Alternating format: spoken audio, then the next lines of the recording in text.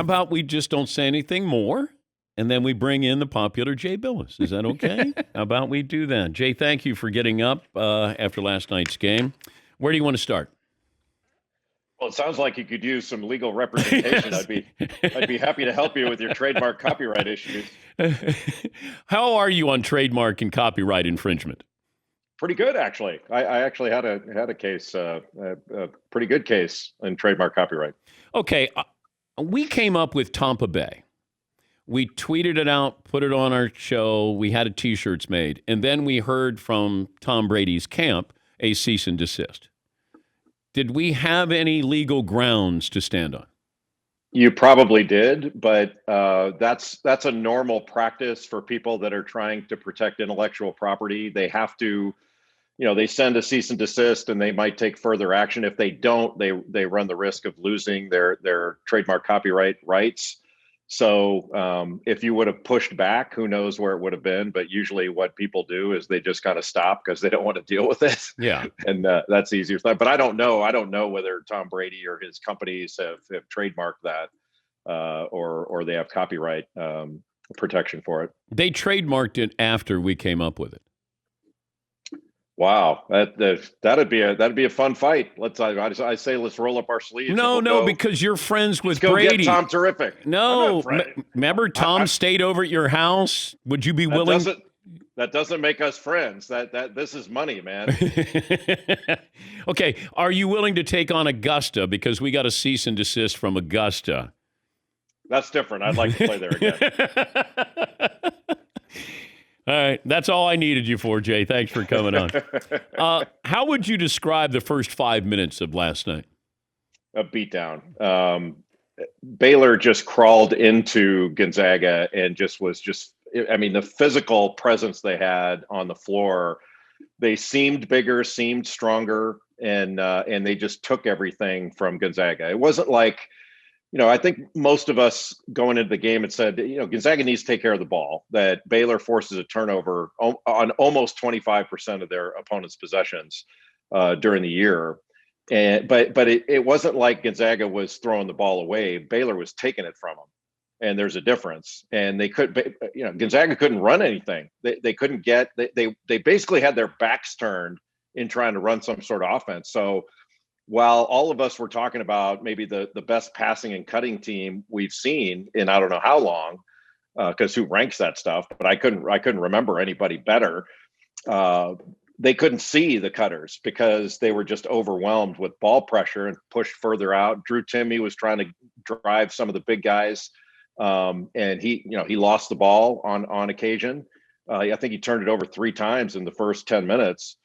And then Baylor just went after whatever matchup they liked. And Gonzaga was switching, and Drew Timme switches out on Maceo Teague or something like that. And they're like, okay, here we go. And just went after. It was like an NBA team going after a EuroLeague team. Are we going to remember Baylor winning a championship, or are we going to this year with or Gonzaga with Suggs' game winner to beat UCLA? Like 15 years from now, when we think of this year, what do you think we're going to remember? I think we'll remember both. I think we'll remember Gonzaga as being a great team that was right there to do something that hasn't been done in 45 years and falling short, obviously. And you'll always remember the champion. And Baylor, like this year, Dan, you probably heard it and said it as much as I did, that Gonzaga and Baylor were the top tier of the game. They had separated themselves early in the season. They were the best teams. And when Baylor, I believe this to be true, that if Baylor had not gone through that COVID pause they had, I think it was in February, where they were off for 18 days. And it wasn't like it was a contact tracing COVID pause. They had 8 or 9 guys on their team that had the virus. So it knocked them sideways. And they weren't the same team when they came back initially. I did their second game back, I think it was, at Kansas. And they got beat pretty good there. And I remember saying during the game, like, this is not the Baylor team we've seen. This is the COVID Baylor team, and getting criticized for, we are making excuses. Kansas is a better team. And I'm like, no, they're not. I mean, they're winning, but they're not the better team. Like, come on. You can't ignore what we've seen and what we may see again. And then in the NCAA tournament, it was Gonzaga and Baylor, and that's pretty much it. Those were the 2 best teams. I just didn't anticipate Gonzaga getting hit like that. So I mean, you saw the game. So when they knocked it to 10, when Gonzaga got it down to 10 at halftime, I was saying, okay, that's a manageable number. Yeah. Like we could see that we could see they can do this. And then Jared Butler hit a couple threes to start the second half. You're like, okay, whatever crack there was in that door, it is now shut. The game was over after the first 3 minutes of the second half. We are always looking to replicate the champions, a style that champions have. NFL, it happens all the time. But can you replicate what Baylor does? They led the nation in three-point field goal percentage. And I think the only other national title team to do that was Indiana back with Steve Alford, maybe the first year they had the three-point shot. Can you replicate what they did? Yeah, but you're going to have great guards that can defend at that high of a level. Like I think their 3-point shooting was a big factor, obviously, but it wasn't the only factor. That early on in the season, I think we had identified Baylor as having the best defensive backcourt in the country, and I'm not sure it was a close call. And with Davion Mitchell, like he's a lottery pick. That guy is the real deal. He's unique in that he is unbelievably strong and he's unbelievably explosive. He's got another gear and he's got leverage. He stays in front of you. Really an incredible defender. It's no wonder he was the National Defensive Player of the Year with the way he affects the game. But Baylor was good last year. Like they were a number 1 seed last year before the tournament got called off. I don't think they were a no-brainer to win it. But they could have won it, and they've been knocking on this door for quite a while now. But so's Gonzaga. That's kind of the funny thing. Gonzaga is the more interesting case to me because Baylor's a Power 5 team with Power 5 football and all that stuff. Gonzaga's been to 6 straight Sweet 16s, 6 straight. There's only a couple other programs that have done that in the game's history. They've won 30 or more, including last year, in 5 straight years. That's never been done before, ever. and so we're talking about, and they've been to, I think it's 4 of the last 6 Elite Eights, and 2 of the last 4 title games. That's not a fluke. Like this is not some little mid-major that they play. They play an easier schedule, therefore they're more like that. That's just not fair. And people are saying that now. I mean, you see it on social media. Told you they were a fraud. Like really. They're really good, and they're going to be just as good next year because they've got big time players. Like now they're starting to recruit the superstar high school players, and they've always gotten transfers, but they're not going to go away either. So we're going to see this. We could very likely see this again, not just with these 2 teams, but Gonzaga's not going anywhere. He's Jay Bilas from the Mothership. What about the transfer portal? Vital's been, railing on this, that we got all of these players who are able to transfer. Where do you stand on this?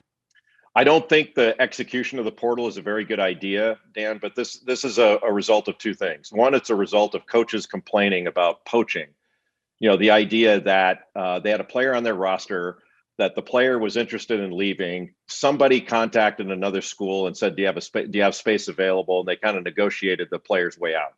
Didn't like that. Didn't like the fact the player didn't come into their office, sit down, have a heart-to-heart with good old coach, and let's talk this out, and let's battle through adversity and all that stuff.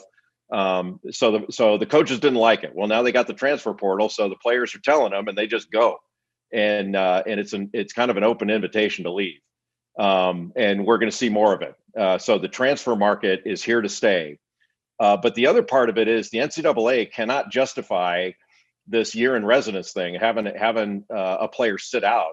Like, think about this one. In high school, you have no college experience at all, and they expect you to make a binding decision on where you go to college. But after you've been in college and you've experienced it, then you can't be trusted to leave and make your decision based upon your having college experience. Look, I know what it's like to play for this guy. I don't want to do it anymore. And nope, can't be trusted. You got to play through adversity. My parents told me to do it. My parents wouldn't let me transfer. Well, then talk to the parents and tell your kid not to transfer. But this whole thing, and then the NCAA didn't want to, they don't want to argue over the year in residence anymore, which was an old vestige when there was freshman ineligibility, because they want to argue about money. Like their stance on transferring could hurt them in court while they're arguing about money. And who knows what's going to happen with the U.S. Supreme Court in the next month and a half when they come down with their decision in the Alston case. But I think we've seen amateurism. It's certainly, if it's not on life support, somebody's got their hand on the plug. It's going to get pulled at some point. Now, whether it gets pulled soon, I don't know. But it's not going to last much longer. It just can't. But also, you have this situation where players wanted to meet with the NCAA president, Mark Emmert. And here they are in Indianapolis, and then he says, we can meet after. Like, where are we headed here, Jay, in the next year or so? Or is it going to be sooner than that, or is it going to be later than that we see maybe some kind of change? Well, first of all, Emmert did say he would meet with the players. There was some sort of miscommunication there, and it was reported that it would be after, but he said he'd meet with them when their schedules could do it. So he never said he wouldn't meet with them during the tournament. Okay. But meeting with him is useless. There's nothing he can or will do. I think to say that he has been a failure as NCAA president would be an understatement. He's been a colossal failure. But where we're headed is the players are going to have the same rights going forward as literally everybody else. Like, the one thing that the NCAA has never done is they've never evolved with the changing times. The only way they've evolved is by saying, hey, we need to evolve in our making money, but we can't evolve with the players and the rest of, they're going to stay where they are, but everything else, we're going to evolve with the times. And look, I love coaches as much as anybody. It may sound like I don't when I'm talking about them right now, but I've grown a little tired of listening to coaches say, when I got into coaching, I didn't get into it for money. Well, but you took the money. You didn't turn down the money. Everybody says that. Well, this is about the kids. They call them kids all the time when they're adults. It's called men's basketball and women's basketball. They're not kids, they're adults. And if we can sell them for billions of dollars, if they're old enough to sell, they are old enough to bargain for their fair market value. And just the NIL thing, which everybody seems to think is a compromise, it's going to lead to an open market at some point because it has to. But, the argument now is only Zion Williamson and Trevor Lawrence are going to make money. Everybody, that's not true. Women are going to make a ton of money. People you've never heard of because we're old men. Like, this system has been run by old white men for long enough, and it needs to open up and evolve. And the athletes need to be allowed to act in the marketplace, just like literally everyone else. Because as you know, Dan, far more non-athletes get scholarships than athletes. And there's no non-athlete that is told what they can earn or accept in the marketplace by virtue of being a student or by virtue of accepting a scholarship. Like, do we call that pay when a non-athlete gets a scholarship? Well, you shouldn't get anything more because you get a scholarship. Like, that's absurd. It's absurd to tell a non-athlete that, and it's absurd to tell an athlete that. And look, if an individual school doesn't want to pay, then don't pay. Just like you don't have to pay your coaches millions of dollars. You don't have to build facilities. You don't have to have a hospital. Don't do any of that if you don't want to.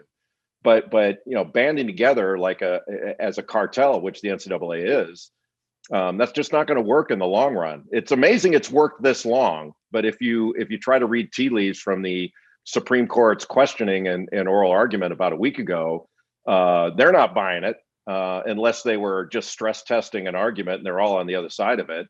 Longtime court observers have said they didn't feel the argument was a good thing for the NCAA. I love you fired up. Have a good off season. Whatever that is, Jay, have a good off season. Sounds like I'm going to be jumping into court to protect you from these evil Tom Brady sending you a cease and desist. Doesn't he have enough money? He can't let you make a T-shirt? I don't even know if he knows that I'm the one who came up with the T-shirt. Oh, he knows, Dan. He's sitting there, you think, stroking a hairless cat, kind of with an evil laugh. Dan Patrick will not have a T-shirt. Probably has a pinky ring. Oh, you're darn right. Yeah, he got a Super Bowl ring for his pinky, and he's got it right there like that. Controlling the world. Yes. Thank you, Jay. Good to see you, bud. That's Jay Bilas from the Mothership.